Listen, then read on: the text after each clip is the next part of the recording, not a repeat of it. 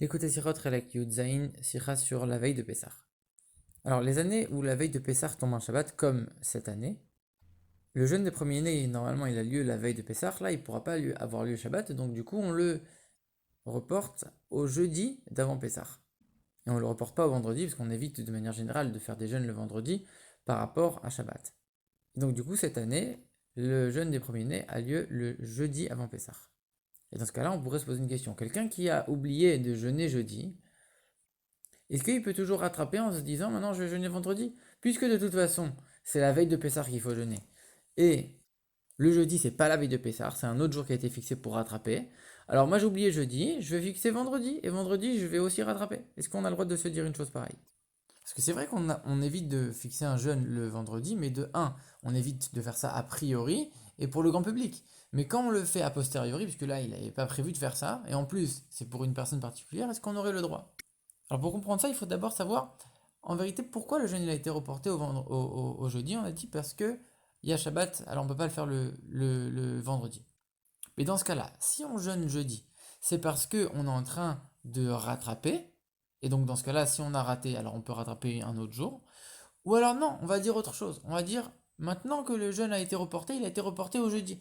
Et maintenant, il y a un nouveau jour de jeûne. Ce sera plus du tout la veille de Pessah. Cette année, c'est complètement un autre jour. C'est le jour de jeudi. Tu as raté jeudi, tu as tout raté. Et selon cet avis, ça sert à rien de rattraper, de jeûner le vendredi. Tu as raté le jeudi, c'est trop tard. Ça ressemble un peu à une halakha dans la soukha, que normalement les planches qu'on met sur le toit, elles doivent être inférieures à 4 amot, à 4 tfachim, pardon.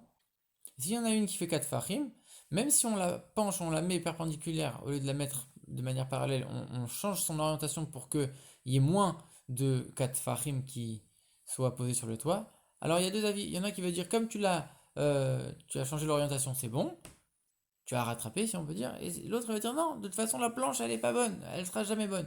C'est un peu la même chose ici. Soit tu dis le jeudi, c'est soit le jeudi, soit t'as tout raté, ce sera jamais bon le vendredi. Soit tu dis bon écoute, t'as rattrapé, alors pourquoi pas faire le vendredi? Alors a priori, on peut comparer ça à un autre cas qu'on connaît très bien. C'est le cas où Purim tombe un dimanche. Quand Purim tombe un dimanche, on ne peut pas faire le jeûne d'Esther, on ne peut pas le faire la veille puisque c'est Shabbat, alors on le fait le jeudi. Encore exactement pour les mêmes raisons. Mais c'est écrit que si le jeudi il y a une Brit Mila par exemple, alors du coup on ne peut pas jeûner, on jeûne pas le jeudi, mais alors dans ce cas-là, on va rattraper le jeûne le vendredi. Comme ça tranche le Rama.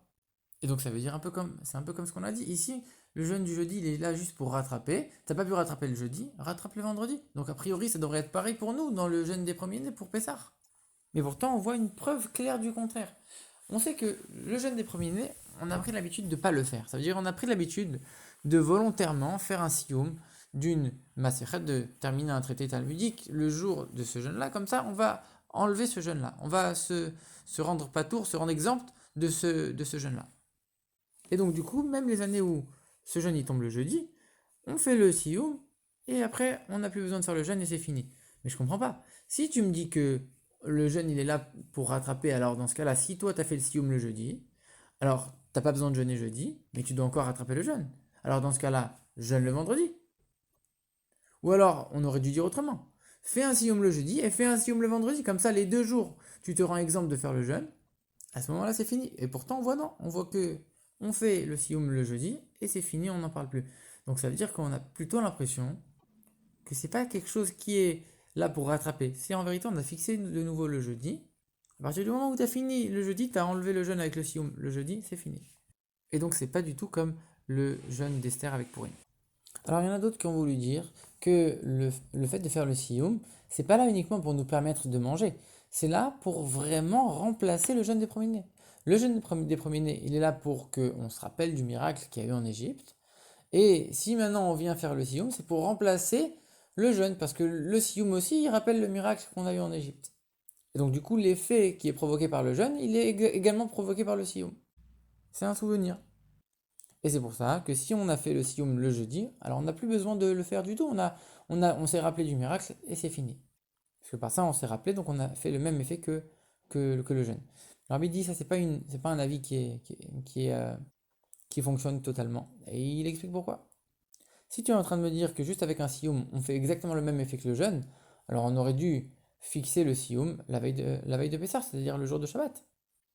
Si on jeûne pas Shabbat, c'est parce qu'on n'a pas le droit de jeûner Shabbat, mais faire un Sioum Shabbat, on a le droit. Donc on aurait dû annuler complètement le jeûne et faire uniquement un Sioum la veille de, la veille de Pessah et donc le jour de Shabbat. Et pourtant on voit qu'on ne fait pas comme ça. Alors le jeûne, il faut le faire, ça on est d'accord. On aurait dû dire faut faire le jeûne. Alors dans ce cas-là, fais un Sioum pour t'éviter le jeûne et fais un deuxième Sioum le Shabbat pour que ce soit le plus proche du vrai jour. Pourtant on voit qu'on ne fait pas comme ça. Et donc ça veut dire que de là, on peut tirer que finalement, le jeûne, l'obligation de faire le jeûne, elle a complètement été reportée au jeudi. On n'est pas uniquement en train de rattraper. C'est maintenant, c'est cette année-là, c'est le vrai jour, c'est le jeudi. T'as raté le jeudi, t'as tout raté. C'est comme ça qu'il faut penser maintenant. Et si pour Purim, le jeûne d'Esther, alors on a dit qu'on peut le rattraper, c'est parce que on ne peut pas comparer exactement ces deux cas qui ont énormément de paramètres, et chaque paramètre n'est pas exactement le même pour ces deux cas-là. Un des paramètres que le rabbi il explique par exemple, parce que le jeûne d'Esther, il a été fixé le jour même du miracle, c'est-à-dire le jour même où les Juifs ils ont fait le jeûne, le 13 Adar. Mais dans notre cas, le jeûne des premiers-nés, même les années où ça tombe pas Shabbat, c'est un jeûne qui n'a pas été fixé à la bonne date, puisque on aurait dû jeûner le premier jour de Pessah, et ça on le fait jamais. Donc chaque année c'est un jeûne qui est reporté. Et ici tu le reportes encore. Donc on voit déjà que c'est pas exactement la même configuration, et c'est pour ça que les lois sont différentes. Maintenant le rabbi, il évoque un autre cas. On voit une incidence de tout ce qu'on vient de dire dans la Lacha. Imaginons qu'un enfant, un garçon, il est né la veille de Pessah. Et que l'année où il devient bar mitzvah, la veille de Pessah tombe Shabbat. Alors, on va reporter le jeûne au jeudi. Lui, quand il arrive jeudi, il a le jeûne, il n'est pas encore bar mitzvah. Ça veut dire ça bar mitzvah, ça sera que Shabbat. Et donc, du coup, il n'a pas l'obligation de faire le jeûne, puisqu'il n'est pas encore bar mitzvah. Mais quand il arrive à Shabbat et qu'il est bar mitzvah, en tant que bar mitzvah, il a l'obligation de faire le jeûne des premiers-nés, mais il ne peut pas le faire puisque c'est Shabbat. Et il ne peut même pas le rattraper et le faire en arrière, puisqu'avant il n'était pas bar mitzvah. Et donc, on sait que quand un enfant n'est pas bar mitzvah, c'est le père qui doit faire le jeûne des premiers-nés à sa place. Donc, dans ce cas-là, le père, qu'est-ce qu'il doit faire? Est-ce que le jeudi, il doit jeûner pour son fils ou il ne doit pas jeûner pour son fils? Est-ce qu'on va dire que le jeudi, le jour du jeûne, le fils, il est encore petit, et il est encore pas bar mitzvah, donc le père doit jeûner? Ou est-ce qu'on va dire non? Le moment où l'obligation de faire le jeûne des premiers-nés arrive, c'est la veille de Pessah. La veille de Pessah, lui, il est bar mitzvah, donc c'est son obligation à lui. Seulement, on a reporté, on a avancé, mais l'obligation, elle reste sur lui. Et donc, dans ce cas-là, le père ne doit pas jeûner. Alors, est-ce que le père doit jeûner? Est-ce que le père ne doit pas jeûner?